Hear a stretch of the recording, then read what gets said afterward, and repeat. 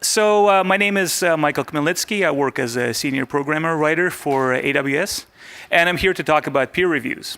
Can we get a show of hands how many people have deployed peer reviews as part of their everyday processes? Okay, fair amount. We still have more people to adopt this. So I hope that by the end of this talk, I will convince you to at least try. So in my understanding, peer reviews can take a lot of different shapes and forms, but the main idea is that, and I'm misremembering maybe, but the way I wrote it in my charter, is that it's a way for writers to learn and grow together in a safe and relaxing environment of their peers. So how do we get there? Oh, how did I get there? And of course, our paths might be different, and you might take different approaches. The first thing I did is I came up with a set of rules for myself, because I would allocate about an hour for each one of these sessions. And of course, there's a lot to say. And if you sign up, if you have 5 reviewers sign up and everyone says something, you run out of time pretty quickly. So the notion is, the first thing you have to do is prepare and have a FAQ, a wiki, or charter with which to proceed. And of course, this will be the contract between you and the authors and the peer reviewers in which to create that safe space that we've talked about a number of times today.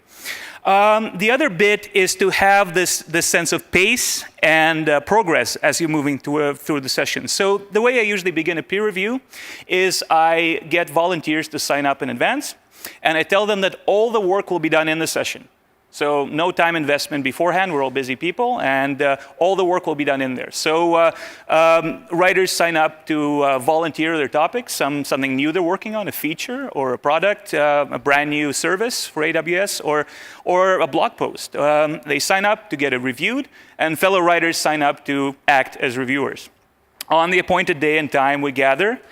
And the first thing I ask is for the attendees to read the document quietly. Now, this is one of the main benefits of peer review, is to disabuse us of our assumptions. Because obviously, as writers, we always come up with a certain notion of what to expect, who our users are, how they're going to perceive the text, and how they're going to make use of it to accomplish a task or to learn a concept. Well, that might be different from, if we didn't quite set it up as we expected. So that's what we do, and we read quietly for the first 10 or 12 minutes. Afterwards, we give the author a chance to explain who the document is for and what purpose it's meant to serve. And then we get to compare those expectations and assumptions and see if there's a gap between the two. Afterwards, I would get the author to more or less sit quietly and absorb the feedback, because it's really easy to start saying, oh, but I meant to do that, or wait a minute, you're misunderstanding me. So like, we all have these very topics that are near and dear to our hearts, but we can't we can't feel for that while it's being reviewed. We sit down, we take notes.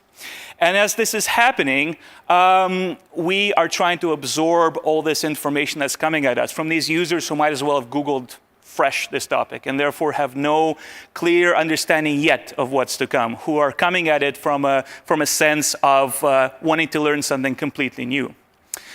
Afterwards, after the feedback is given to the author, we typically gather and allow the author to respond by looking at their notes, and he or she can say, oh, okay, well, that surprised me. That feedback was very helpful. Could you clarify that feedback a little bit more?